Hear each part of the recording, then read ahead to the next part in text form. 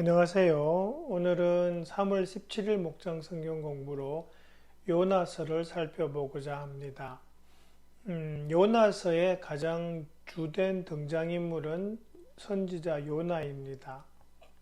그래서 이 요나가 저자라고는 밝히고 있지 않지만 그 내용상 요나가 자기의 이야기를 적은 것으로 그렇게 추정을 해서 요나서의 저자를 요나라고 그렇게 우리가 생각합니다.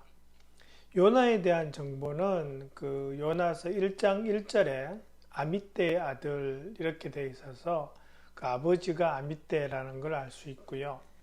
이 요나에 대해서는 열왕기하 14장 25절에 한 구절이 더 나옵니다. 거기에 보시면 요나가 가드 헤벨 사람이다 라고 그렇게 나오고요.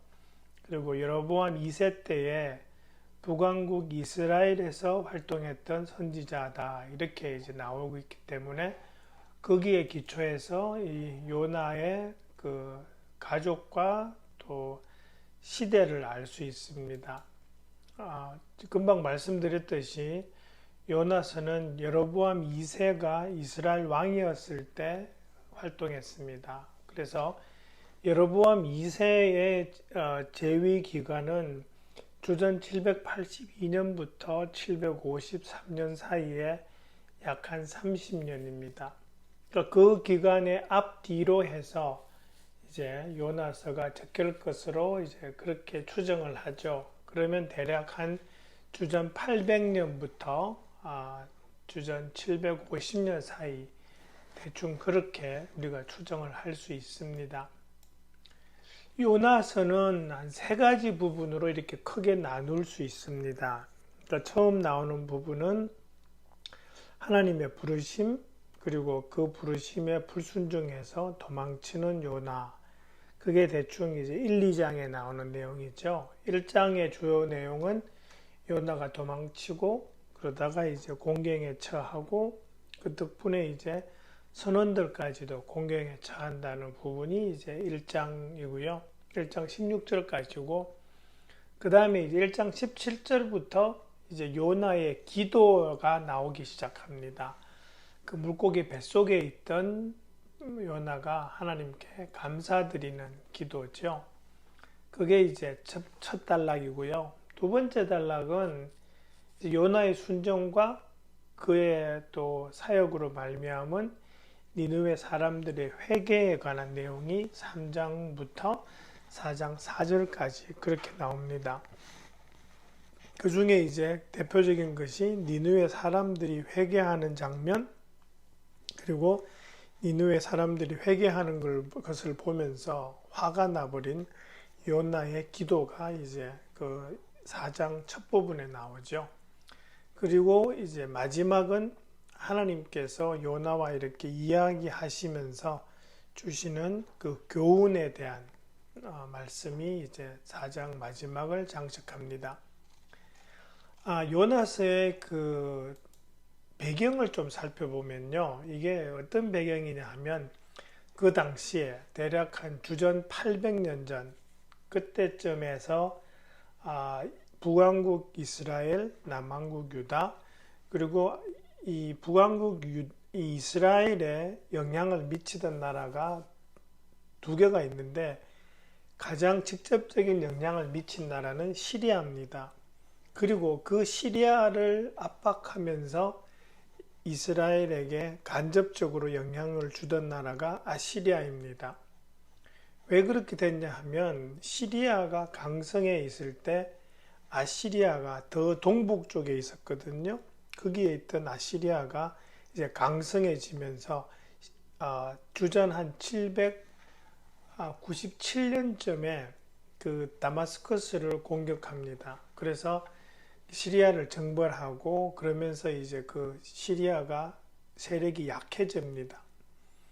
그러는 가운데 이제 이스라엘이 그 전까지는 시리아로부터 압박을 받고 있었다가 시리아가 약해지니까 이제 힘을 내기 시작하고 그래서 이제 여로보암 2세 때에 이르러서 그 잃어버렸던 땅을 막 찾아가면서 예전 다윗 시대에 있었던 그 북쪽 경계 부분까지 다시 회복합니다. 그때가 이제 이스라엘로 봐서는 북왕국 이스라엘로 봐서는 가장 강성했을 때가 이 여로보암 2세 때입니다. 그러면서도 이 아시리아는 시리아는 약간 서북쪽 또 동북쪽으로는 아시리아에 됐는데 아시리아는 항상 이스라엘에게 위협이 되던 나라입니다. 그런데 이 790년, 780년 이쯤에 아시리아가 조금 내정이 좀 불안해지면서 상대적으로 다른 나라에 영향을 미치지 잘 못했습니다. 그러다가 750년 이후가 되면서 740년, 30년 이때쯤 되면서 이제 아시리아가 안정을 찾으면서 다시 강성해지고 그러면서 이제 이스라엘에 압박을 가하기 시작합니다. 그러면서 이제 이 여로보암 이후에 이스라엘 왕들이 거기에 반항을 하게 되죠. 그러면서 이제 그 아시리아의 살만 에셀 5세라는 왕이 직접적으로 그 이스라엘을 침공해 들어옵니다. 그래서 그 사마리아가 거의 함락될 지경에 처한 것이 한 722년 초입니다. 그런데 이 살만 에셀 5세가 죽습니다.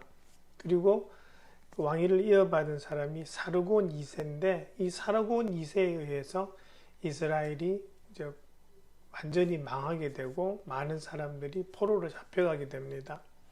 그러니까 대충 그 722년 무렵에 이제 이스라엘이 망하고 거기에서 지금 한 30년에서 한 70년 정도 앞선 시대가 지금 요나서입니다. 그래서 요나서를 할 때에 요나가 가지고 있는 아시리아에 대한 반감이 느껴지실 텐데 그런 배경이 있다는 게 이제 알아두시면 좋고요. 그리고 이제 요나서에서 가장 주된 주제들을 좀 살펴보면 하나님께서 일단 처음 시작할 때에 요나한테 당시 아시리아의 수도였던 니느웨로 가서 하나님의 경고를 전하라고 하십니다. 근데 하나님의 말씀에 요나가 반항하죠. 요 지금 밑에 작은 지도가 하나 나와 있죠. 예루살렘이 있고 약간 그 서북 쪽으로 요바가 있는데 거기에서 지금 이 요나가 배를 타고 어디로 도망치냐 하니까 스페인으로 도망칩니다. 그 개역 성경에는 다시스로 간다 이렇게 돼 있죠. 보시면은 니느웨는 동북쪽이고요. 스페인은 거의 바로 서쪽입니다. 거의 반대 방향으로 지금 가는 거죠. 그 정도로 이 요나가 하나님한테 완전히 지금 명하신 걸 듣기 싫어가지고 도망치고 있는 거죠. 그러면서 이제 풍랑이 일고 또 태풍 맞아서 물고기 뱃속에 들어가는 내용이 이제 요나서 1, 2장 내용이죠. 그러니까 이 안에서 이 요나서에서 가장 큰 주제는 뭔가? 가장 큰 주제는 하나님의 자비하심과 긍휼하심입니다. 4장 10절하고 11절, 특별히 4장 11절에 하나님의 마음이 그대로 나와 있죠. 4장에 가시면은 이 요나가 하나님하고 이렇게 막 말다툼하는 과정에서 그 막눈쿨이 죽은 걸 가지고 막 불평하잖아요. 그러니까 하나님께서 그러죠. 네가 키운 것도 아니고 하룻밤 사이에 낳다가 이렇게 시들어버리는 이 식물이 죽는데도 네가 아까워하는데 그 사람이 12만 명이나 되는 그 니느웨가 망한다는 데 대해서 내가 어떻게 그냥 눈을 감고 있겠느냐라는 그런 말씀을 하세요. 그러니까 그 말씀 안에 원하시는 것은 이들이 이스라엘 백성은 아니지만 하나님이 창조하신 사람들이잖아요. 그리고 그 사람들을 사랑하시고 그들이 회개하는 것을 바라시는 그 하나님의 마음이 그대로 녹아있는 구절이죠. 그죠? 그러면서 이제 하나님의 자비와 긍휼이 보이죠. 악한 사람들이었지만 그들이 돌아와서 회개했을 때 그들을 용서하시는 하나님이 보이는 거죠. 이 니느웨 사람에 대한 용서는 더 크겠지만 그보다 더 작은 용서, 더 작은 자비가 보인다면 그것은 불순종했던 요나를 용서하시고 다시 한번 기회를 주시는 그 하나님이 나오죠.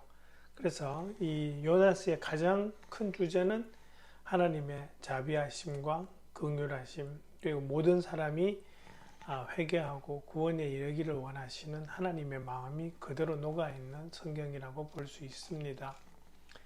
그 다음에 요나스의 또 다른 주제는 뭐냐 하니까 하나님의 주권과 다스림입니다. 잘 보시면 요나가 불순종하는데도 하나님은 거의 우격다짐으로 하나님의 뜻을 이루어 가시죠. 바다에 태풍을 불러오시죠. 그리고 큰 물고기 마련했다가 요나를 삼켜오게 하시고, 그리고 요나를 하여금 회개하게 하시고, 이제는 다시 하나님 말씀에 순종하게 하십니다. 그죠? 그래서 이걸 보시면 하나님의 특별한 뜻이 계실 때에는 하나님은 그 뜻을 관철해 나가신다라는 겁니다. 그게 하나님의 주권이죠.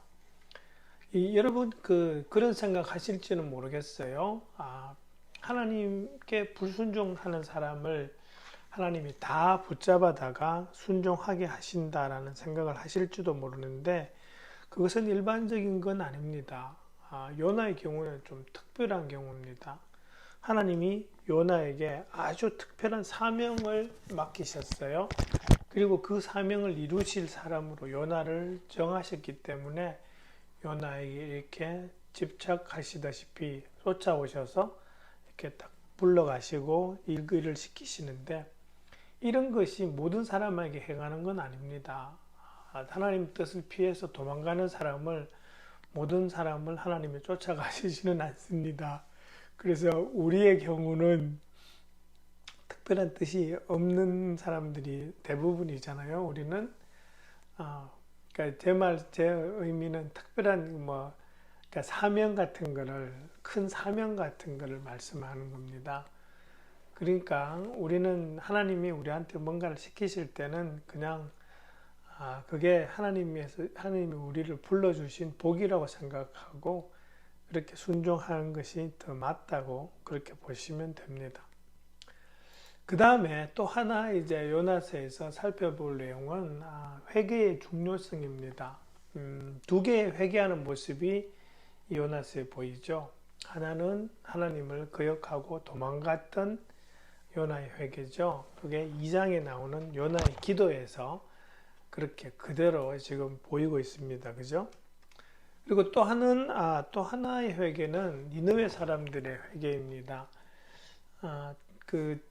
이 요나가 가서 니느웨 사람들한테 경고를 하자 니느웨 그 아시리아의 왕과 모든 백성들이 함께 죄를 뒤집어쓰고 그렇게 회개합니다. 그걸 보신 하나님께서 용서해 주시죠. 회개한 사람들을. 그러니까 우리가 생각할 수 있는 것은 회개라는 것은 하나님께로 나아가는 가장 중요한 스텝이라는 거죠. 그래서 우리가 뭔가를 이렇게 마음에 걸리는 일이 있거나 하나님께서 회개하라고 하시는 게 있으면 그때 하는 것이 중요하다는 것을 우리가 이 요나스를 통해서도 알 수 있습니다.